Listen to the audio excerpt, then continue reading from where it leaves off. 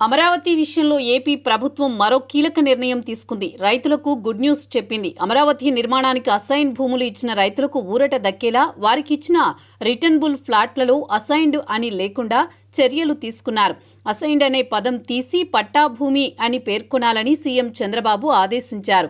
Assigned భూమిలో returnable flat వస్తే పట్టా భూమిగా పరిగణిస్తూ ఉత్తర్వులు జారీ చేశారు. ఈ మేరకు పూలింగ్ చట్టంలోని క్లాజ్ మారుస్తూ పురపాలక శాఖ ముఖ్య కార్యదర్శి సురేష్ కుమార్ ఉత్తర్వు విడుదల చేశారు.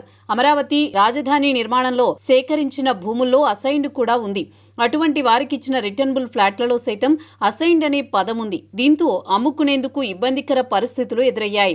ప్రభుత్వానికి రైతులు విన్నవించడంతో ఈ రోజు సానుకూల నిర్ణయం తీసుకుంది. ఏపీ ప్రభుత్వం తాజాగా తీసుకున్న నిర్ణయంతో అసైన్డ్ భూములు రైతులు వారికి ఇచ్చిన ఫ్లాట్లను ఇతరులకు అమ్ముకునేందుకు వీలు కలిగింది.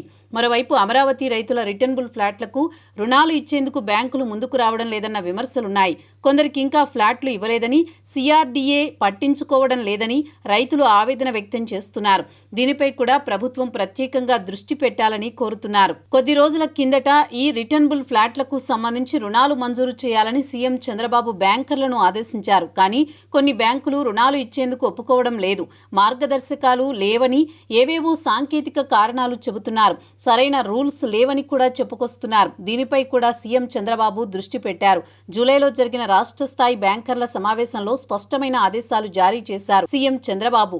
కానీ కొన్ని బ్యాంకులు ఇంకా నిబంధనల పేరుతో రుణాలిచ్చేందుకు ముందుకు రావడం లేదు. అమరావతి రైతుల విషయంలో కూటమి ప్రభుత్వం ఆది నుంచి సానుకూల నిర్ణయాలు తీసుకుంటూ వస్తోంది. ఇప్పటికే నిలిచిపోయిన కౌలు చెల్లింపు ప్రక్రియ ప్రారంభమైంది. అధికారంలోకి వచ్చిన వెంటనే చెల్లింపు ప్రారంభించింది. 2 సార్లు చెల్లింపులు పూర్తి చేసింది. ఇప్పుడు రిటర్నబుల్ ఫ్లాట్ల విషయంలో అడ్డంకులు తొలగించింది. అయితే ఇటీవల తాము అధికారంలోకి వస్తే రైతుల రిటర్నబుల్ ఫ్లాట్లను అభివృద్ధి చేస్తామని వైఎస్ఆర్ కాంగ్రెస్ ముఖ్యనేత సజ్జల చెప్పిన సంగతి తెలిసిందే.